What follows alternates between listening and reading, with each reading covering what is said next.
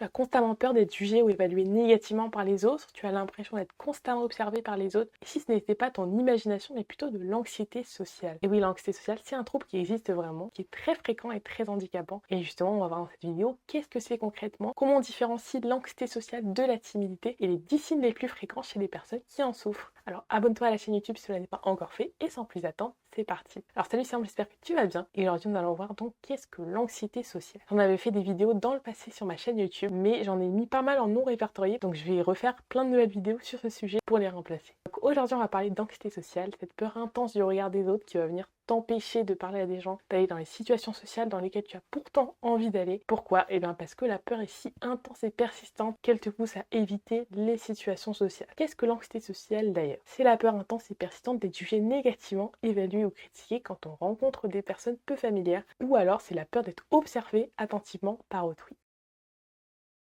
C'est un espèce de mix de plein de peurs liées aux autres et à l'univers de la socialité. C'est un terme qu'on utilise pour faire joli. C'est un vrai trouble avec des critères diagnostiques, etc. Je le rappelle quand même, je fais un petit disclaimer. L'objectif de cette vidéo, c'est pas de te diagnostiquer de quoi que ce soit, c'est juste de t'informer des éléments de compréhension. Et si tu veux savoir si tu as de l'anxiété sociale, il faudra bien sûr que tu ailles consulter un professionnel de santé pour déterminer quelle est ta propre situation et si tu en souffres ou non. Parce que ça peut être aussi très dangereux de s'auto-diagnostiquer parce qu'après on s'enferme aussi nous-mêmes dans l'idée qu'on a de souffrir de tel ou tel trouble dans telle ou telle étiquette. Garde en tête que cette vidéo c'est pour t'informer, t'éclairer mais pas te diagnostiquer. On continue. Avant de passer aux 10 signes fréquents chez les personnes qui souffrent d'anxiété sociale, je voulais faire justement un petit point sur la différence avec la timidité. Parce que tu vas voir que c'est pas exactement la même chose. Souvent, les personnes anxieuses socialement diront qu'elles ont toujours été timides plus jeunes. Quand elles étaient petites, par exemple, elles étaient plutôt en retrait, discrètes, qu'elles avaient du mal à parler dans les groupes. Comme si le fait d'être timide avait conduit à l'anxiété sociale. Mais c'est pas tout à fait vrai. Les deux sont pas forcément reliés. On peut être timide sans jamais souffrir d'anxiété sociale. En fait, être timide n'est pas un trouble. C'est une expérience que l'on peut tous avoir à un moment donné de notre vie. Quand on est mis face à un groupe ou qu'on est mis face au jugement des autres. Être timide, c'est ne pas oser parler ou s'exprimer dans certaines situations où on va devenir un peu inhibé. Il y a 3 grandes différences avec l'anxiété sociale. Déjà, les timides n'évitent pas les situations sociales. Ils recherchent plutôt le contact, mais c'est juste qu'à un moment, ils vont devenir timides dans certains types de situations. Alors que la personne anxieuse socialement évite la situation. Le timide a peur de ne pas être accepté par le groupe ou de ne pas être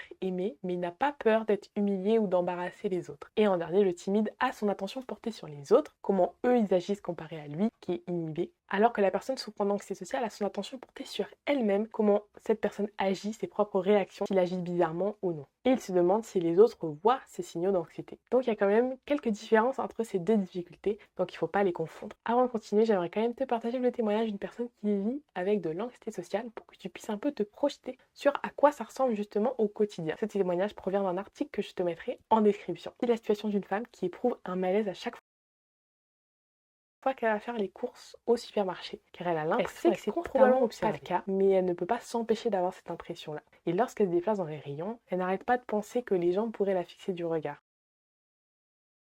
Et arrivée à la caisse, elle se sent encore plus nerveuse parce qu'elle va devoir adresser la parole à la caissière. De forcer un sourire, mais lorsqu'elle tente de parler, on l'entend à peine tellement sa voix est faible. Elle est convaincue d'être ridicule et son anxiété ne fait que s'accroître en conséquence. Elle sort du supermarché, repasse en boucle la situation, repense à ce qu'elle aurait pu dire ou faire différemment. Dans cette situation, c'est bel et bien de l'anxiété sociale. Mais on voit que c'est très difficile à vivre et je l'ai moi-même vécu. Donc pour que tu vois les choses encore plus clairement, on va voir donc les 10 signes révélateurs d'une anxiété sociale.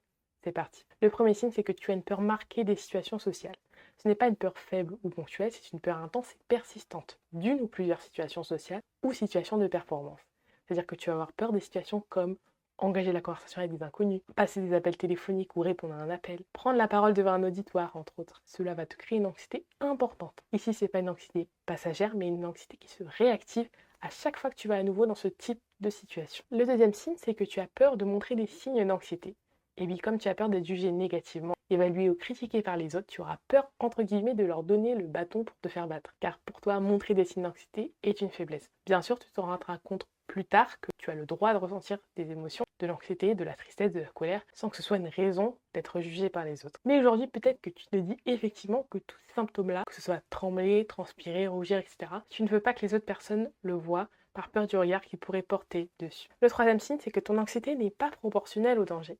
C'est-à-dire que même s'il n'y a pas de danger vital, c'est comme si dans ta tête, il y avait un lion qui était en train de se jeter sur toi et qu'il y avait une vraie menace. Alors ton anxiété est très élevée parce qu'elle se base sur une menace perçue plutôt qu'une menace réelle. Et au fond, tu le sais, mais ça ne suffit pas à te raisonner évidemment parce que c'est une réponse automatique qui s'est installée et non un bouton on-off qu'on éteint comme on veut. Il faudra plus de travail pour défaire ce conditionnement-là, c'est pour ça qu'on parle d'un vrai trouble anxieux. Le quatrième signe, c'est que tu veux faire bonne impression, mais que malheureusement, tu as l'impression de ne pas y arriver. Et oui, donc dans l'anxiété sociale, il y a le fait de vouloir être accepté par les autres, ou en tout cas ne pas être jugé négativement. Donc si on n'est pas jugé négativement, c'est qu'on est jugé positivement, et qu'on est sous notre meilleur jour et qu'on produit une impression positive. C'est ce qu'on aimerait produire comme impression au fond de nous, mais malheureusement, on a l'impression de ne pas réussir à le faire et d'être en constant échec, parce que l'anxiété est telle qu'on se dit en quelque sorte qu'on va être démasqué. Si quelqu'un voit mon anxiété, est-ce qu'il va me juger? Comment est-ce que je vais faire alors pour créer une impression positive? On essaie de plaire aux autres et on se juge très durement. Le cinquième signe, c'est que tu n'arrives pas à te détendre dans les situations sociales. Comme tu ressens beaucoup d'anxiété factuellement, ton corps est tendu et en même temps, ton esprit aussi. Tu ne peux pas te sentir apaisé en même temps que tu te sens anxieux. Ce sont deux sentiments opposés et donc il faut choisir. C'est pour ça qu'en termes de solutions, on va souvent recommander d'apprendre à maîtriser des techniques de relaxation, comme la relaxation musculaire progressive par exemple. Comme tu installes une plus grande sensation de détente, tu diminues irrémédiablement l'anxiété parce que c'est le sentiment inverse. Le sixième signe, c'est que tu as l'impression d'être constamment observé. Comme dans le cas que je t'ai donné tout à l'heure, la dame dans le supermarché, tu as l'impression que les autres t'observent attentivement et effectivement, c'est anxiogène. C'est ce fameux spotlight effect, l'effet projecteur. C'est comme si tu avais un projecteur braqué sur toi et que tu étais le centre de l'attention. Donc oui, c'est pas une expérience agréable pour quelqu'un qui a peur d'être jugé. C'est un signe principal d'anxiété sociale parce que c'est souvent la peur d'être observé pendant qu'on fait quelque chose qui peut te pousser à éviter une situation. Le septième signe, c'est que tu restes souvent en retrait dans la situation. Dans les situations sociales où tu arrives à affronter ta peur, tu restes plutôt discrète, en retrait, tu es la personne calme du groupe et pas du tout celle qui va chercher à se mettre en avant. J'ai parlé des timidités avant, et bien effectivement, on peut aussi avoir des points communs, pas que des différences. Alors tu préfères peut-être souvent être dans l'observation justement du groupe plutôt que d'être dans le groupe et d'interagir par peur que ce que tu dis soit moqué ou jugé. Le huitième signe, c'est que tu as du mal à évoquer tes peurs sociales. Justement, comme tu as peur d'être jugé négativement, évalué, humilié, tu auras peur d'en parler. Tu peux penser que si tu vas consulter, par exemple, ton thérapeute ne va pas te prendre au sérieux. Ces pensées parasites vont parfois t'empêcher de consulter alors même que tu as besoin d'être soutenu face à cette épreuve que tu rencontres. Il faudra donc prendre le temps de trouver un thérapeute avec lequel tu te sens assez à l'aise pour oser parler de tes difficultés. Quand tu le feras, je te promets que ça en vaudra la peine. Le neuvième signe, c'est que tu as le souci de passer inaperçu. Jamais tu ne porteras des vêtements avec des couleurs flashy, très vives, des coiffures très originales ou excentriques. Non, tu chercheras à te fondre dans la masse le plus possible, ne pas attirer l'attention, être le plus normal possible. Alors peut-être que tu porteras des couleurs plutôt passe-partout, que tu ne t'autoriseras pas à porter certaines choses qui pourtant te donnent envie par peur d'être jugé par les autres. Tu peux aussi avoir des épisodes de dysmorphie, c'est-à-dire te dire soudainement « Oula, j'ai l'impression que mon nez il est trop grand, que mes cheveux sont trop frisés, que j'ai tel ou tel problème ». Ça va accentuer ton anxiété et ton retrait social parce que tu vas penser que c'est une raison supplémentaire qui va venir attirer l'attention. Ton nez ou tes cheveux sont probablement normaux, mais tu as l'impression qu'ils ne le sont pas. Et le dernier signe, c'est le fait que tu évites les situations trop anxiogènes pour toi. C'est l'un des signes principaux de l'anxiété sociale.